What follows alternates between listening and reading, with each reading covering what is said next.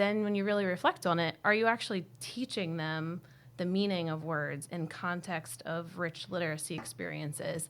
What I was trying to do was to create those experiences as an MDS teacher and make sure that kids understood that words have meaning, print has meaning.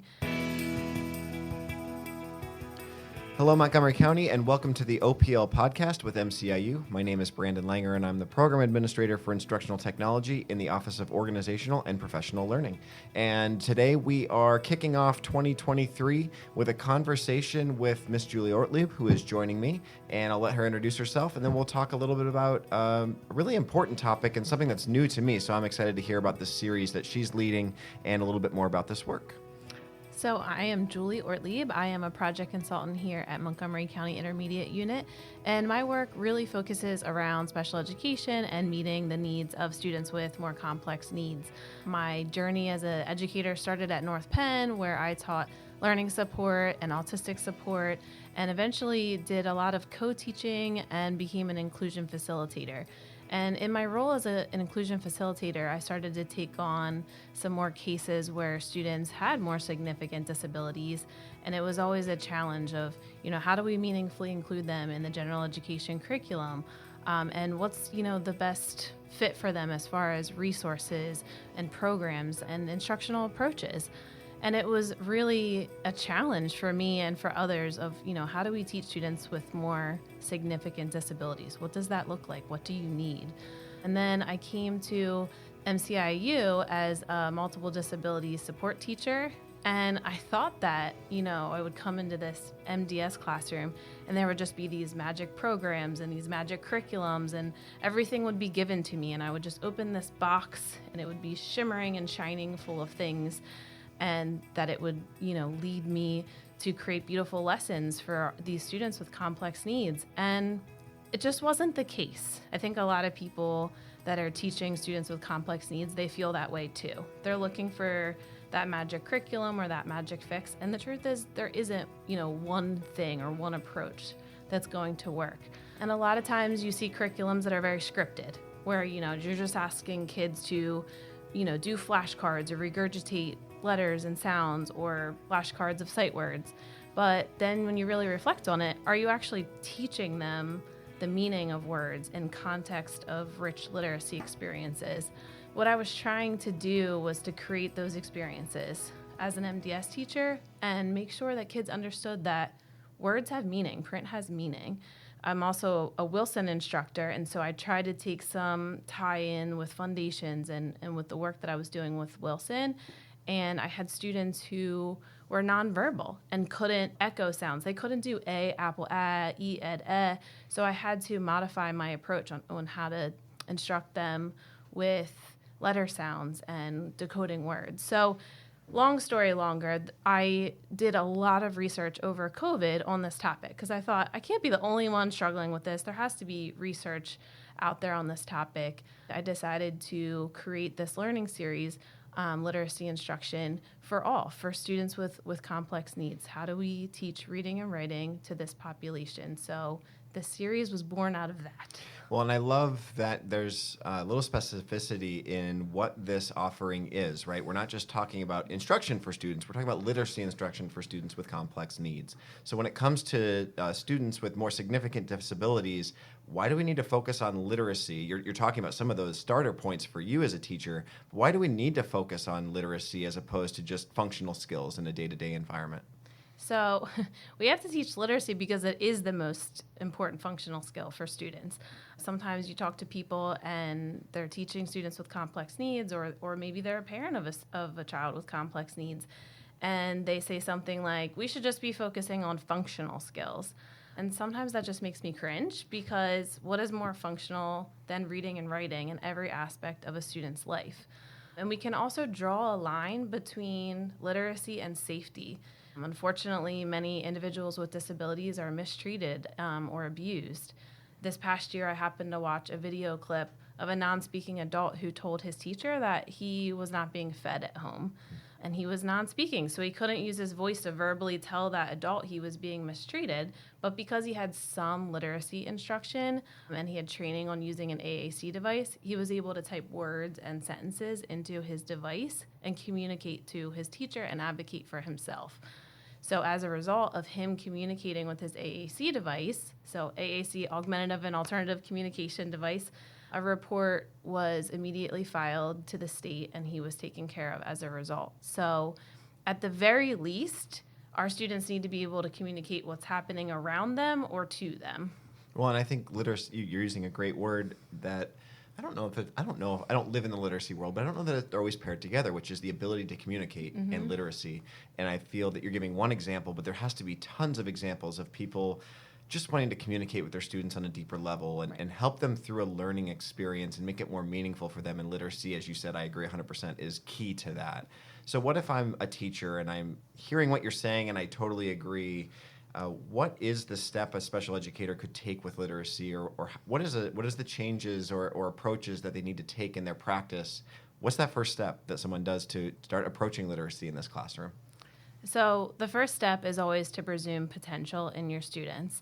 Success might look different for a student with complex needs than it does for a typical child, but even small successes can mean a big change for that student. So we have to assume our students can learn and give them every opportunity to learn. We also need to educate ourselves and the teams that we work with on best practices in literacy instruction. There's a lot of adults working with students with disabilities. You have therapists, you have adults, you might have mental health professionals. There's a lot of people on the team. So first, with those teams, we have to establish the mindset that it's important for students to have rich, meaningful experiences with reading and writing. And we need to have high expectations for our students. We also have to create a plan together to maximize the instructional time that we have amongst all of the other skills that they have to learn and the therapies that we're trying to fit into the day.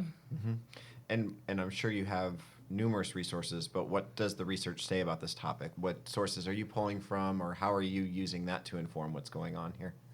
I think for years, teachers and researchers have really been grappling with how to teach students with significant disabilities, and arguably we're all still trying to figure it out, right?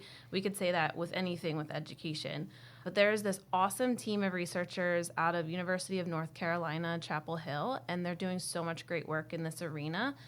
You can check out the Center for Literacy and Disability Studies. And if you've heard of Project Core or Tar Heel Reader, those are two big projects that came out of UNC Chapel Hill. And Dynamic Learning Maps, DLM, is out of them as well. The new PASA test is aligned to the DLM, so that's probably the context that you've heard that in.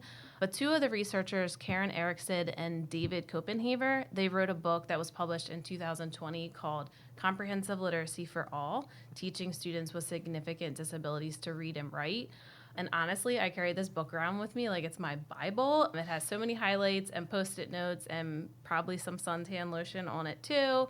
And I'm saying all this because a lot of the content from this series is anchored in that book. We also highlight a lot of brain research too and how the brain learns to read. So as I kind of mentioned in the introduction, there's been a lot of approaches and programs that have focused on teaching students with disabilities to read whole words through rote memorization instead of actually teaching them how to decode. So when we analyze our approaches, we have to reflect on, are we actually teaching our students spelling patterns and how to construct pronunciations based on their alphabet knowledge? Do they have alphabet knowledge to do that? Are we encouraging them to, try to get meaning out of words, to get access to meaning when they're reading? Or are we just asking them to recall and regurgitate words? So in the first course of the series, we discuss how the brain actually learns to read and the processes that occur to commit a word to memory. And we talk about how to lay the foundation. What are the foundational skills of reading, and why do we need them, and why are they so important, so that eventually our students can read with comprehension. Yeah, and I love all these different resources and different approaches you're highlighting. Number one, the Brain series that you've contributed to and others in the office have as well. That's such a fun series to watch. So you're taking work from there and compiling it with your own personal experience and passion around approaching learners, in various complex classifications. But along with that, you said something earlier in this conversation, forgive me if I misphrase it, but I think you said assume potential.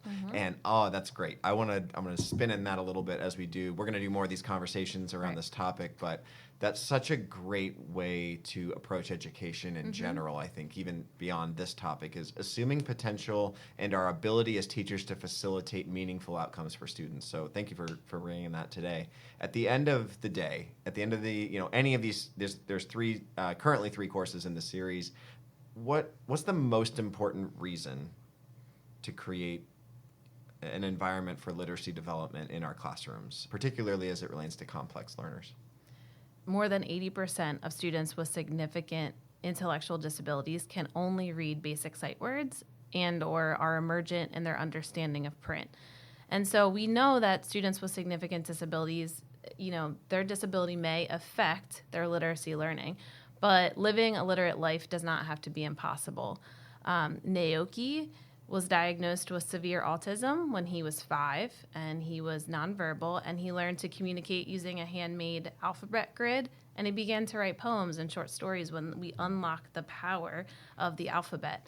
At the age of 13, he wrote The Reason I Jump, and it's now been published in more than 30 languages and is an award-winning documentary. So this is just one example of a person who was given the power of literacy, and look at them now. Too many students with significant disabilities, they only receive instruction that targets a few goals in their IEPs or other narrowly defined skills that may be in the realm of literacy.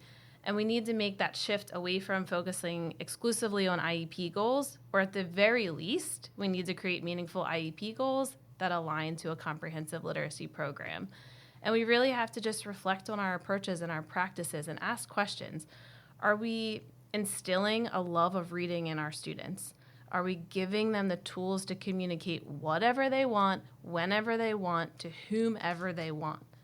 Are we giving them opportunities to learn from and engage with others outside of the bubble of their classroom, right? A lot of these kids are in a self-contained classroom and sometimes don't see much outside of those walls.